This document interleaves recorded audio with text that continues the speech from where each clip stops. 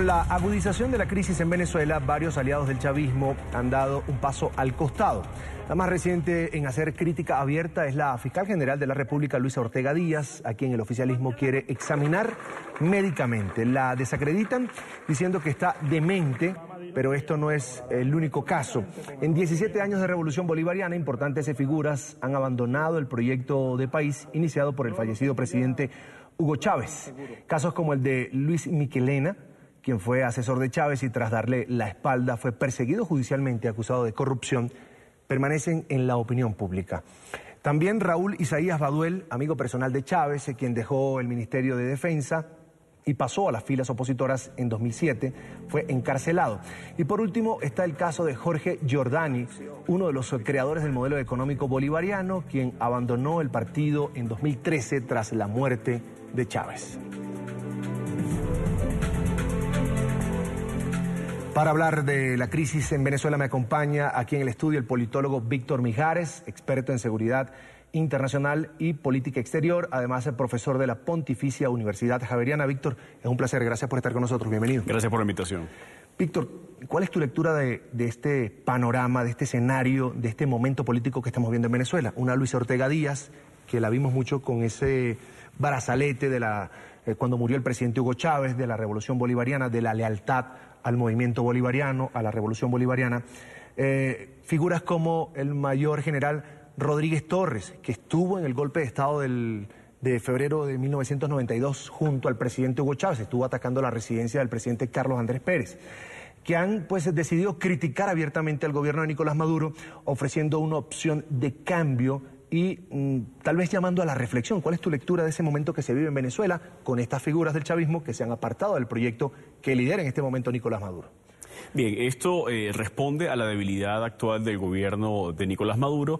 Cuando hablo de debilidad, no necesariamente en cuanto a capacidad o no de seguir gobernando o mantenerse en el poder, sino la debilidad que viene derivada por la pérdida del líder carismático, que es un elemento muy importante, pero además de eso la debilidad fiscal, la debilidad económica que tiene el gobierno de Maduro. Y eso ha llevado a que antiguas brechas, antiguas rencillas, rivalidades internas dentro del chavismo comiencen a emerger ahora como una nueva forma de confrontación, en tanto la fórmula, digamos, que lleva adelante Nicolás Maduro como líder en este momento, el presidente de Venezuela, el líder de la revolución bolivariana, está al parecer poniendo al borde, llevando al extremo las posibilidades de continuidad histórica del chavismo.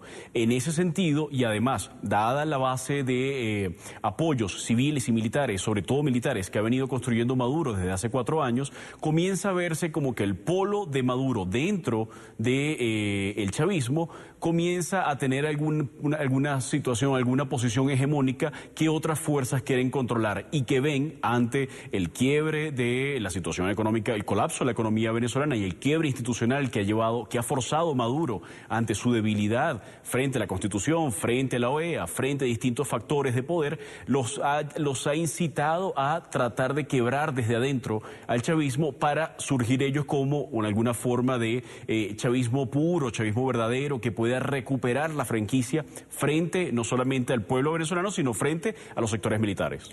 La decisión, la propuesta de Nicolás Maduro de la constituyente comunal, ¿cómo la recibes tú? ¿Como una estrategia de reagrupamiento dentro del chavismo, dentro del Partido Socialista Unido de Venezuela? Lo veo como una forma de radicalización que no es completamente nueva, que no es completamente madurista, por llamarlo de algún modo, ¿verdad? Término que no me gusta mucho, pero que responde a mecanismos que han estado históricamente dentro del chavismo desde aquella primera propuesta, la alternativa bolivariana de 1996, por ejemplo.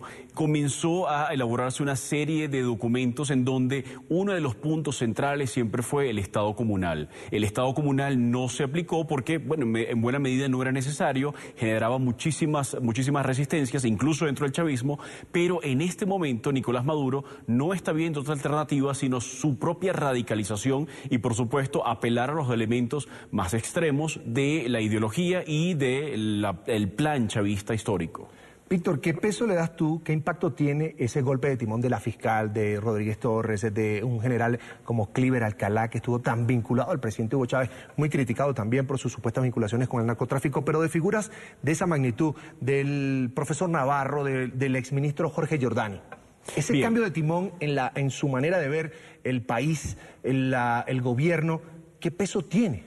En definitiva, ellos quedaron en una posición marginal dentro de la administración del poder y los recursos en Venezuela, y de allí que se sientan ahora con ese estímulo a tratar de formar un segundo bloque, como digo, un segundo bloque que ellos tratan de referir como el de chavismo verdadero, o de un chavismo verdaderamente apegado a lo que consideran el legado del presidente Hugo Chávez, ¿no? Y de esa manera tratar de recoger un poco el apoyo perdido, todo el apoyo que fue dilapidado por Nicolás Maduro, ¿verdad?, que llevó al chavismo a su nivel actual de un 15% de popularidad, cuando mucho. Entonces, esta situación también responde a la debilidad, insisto, económica del Estado venezolano, de la presidencia de la República, que ya no tiene las mismas capacidades que tenía antes para apaciguar distintos sectores, pero también responde a otro problema, y es el problema de la oposición. Una oposición que tampoco tiene la capacidad suficiente para aglutinar y para llevar adelante acciones contundentes, entre otras cosas por sus fracturas, por sus distintos, por el mosaico que es la oposición venezolana, y ante ese vacío comienza a ser llenado entonces por este grupo de chavismo disidente que está tratando de obtener, digamos, de pescar una oportunidad en el río revuelto que tiene Nicolás Maduro ante sus múltiples falencias. ¿Hay tiempo para rescatar el legado del presidente Hugo Chávez frente a un país que tiene indicadores económicos en rojo, frente a un país donde la inseguridad pues es el pan de cada día para cada familia, donde la gente está buscando, Víctor, entre la basura para poder comer algo? Están tratando de aprovechar este semestre, que es un semestre crítico para Venezuela, porque ahora mismo viene el 5 de julio los ascensos militares, que es un elemento muy importante tomar en cuenta, porque al final los militares en la cultura política y la historia política de Venezuela han tenido siempre un lugar privilegiado como árbitros de la política. Pero también el 30 de julio se supone que vendría la Asamblea Nacional Constituyente Comunal.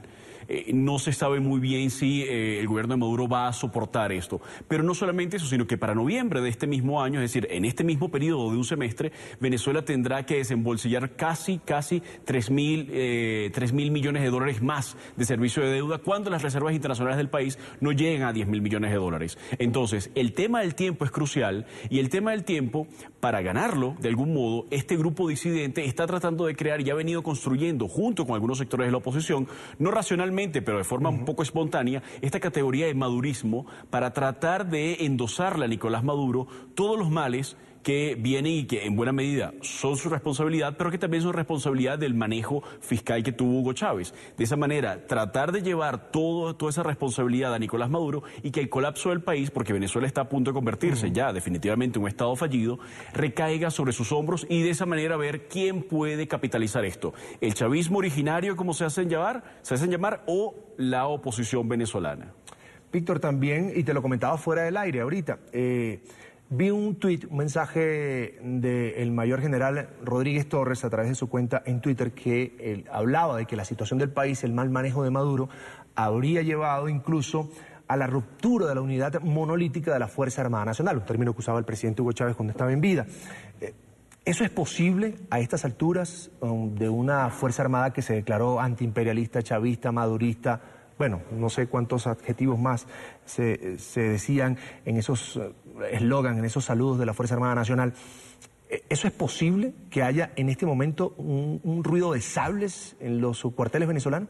Hay una diferencia muy marcada entre los oficiales de alta graduación y los oficiales menores, los oficiales inferiores, ¿verdad? Que tiene que ver, entre otras cosas, también por las condiciones socioeconómicas del país, y tiene que ver también con las vinculaciones que tienen coroneles y generales de todos los grados del nivel de general y almirante en Venezuela, con el manejo de la cosa pública, con el manejo de no solamente recursos derivados del Ministerio de la Defensa, sino también recursos como, por ejemplo, que vienen a través de la empresa militar Caminpec, que maneja, entre otras cosas, gas y petróleo, pero también los recursos que maneja a través del arco minero. Es decir, las Fuerzas Armadas venezolanas controlan también el tráfico del oro, y además todas las denuncias que ha habido acerca de la vinculación de las Fuerzas Armadas venezolanas con el narcotráfico. Entonces, hay toda una serie de razones para pensar que existe una clara diferencia entre los objetivos de los oficiales superiores y los oficiales subalternos. Y en ese sentido parece ver que se ha generado algún tipo de ruido con, por ejemplo, algunos oficiales subalternos que han sido apresados, que han sido disciplinados, y algunos que incluso llegaron hasta Colombia tratando de buscar algún tipo de asilo, con lo cual lo que dice Rodríguez Torres no necesariamente es una forma de hacer propaganda, sino que podría estar señalando un factor muy importante en cuanto a que las Fuerzas Armadas venezolanas, insisto, van a terminar siendo el árbitro de cualquier tipo de transición que se venga para este semestre. Víctor, me quedan 30 segundos. Tu opinión sobre la oposición, que hasta ahora ha dicho que la constituyente de Maduro no va, pero es un proceso que va marchando, ya tiene fecha y todo.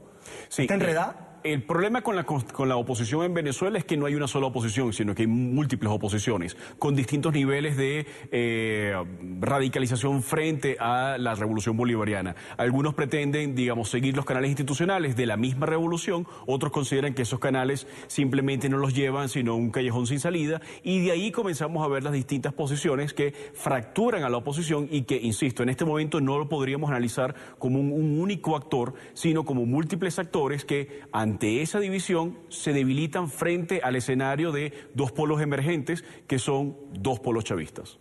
Lamentablemente se me acabó el tiempo. Es Víctor Mijares, experto en seguridad internacional y política exterior, además profesor de la Pontificia Universidad Javeriana. Víctor, es un placer. Mil gracias por estar con nosotros. Siempre un gusto. Gracias por la invitación.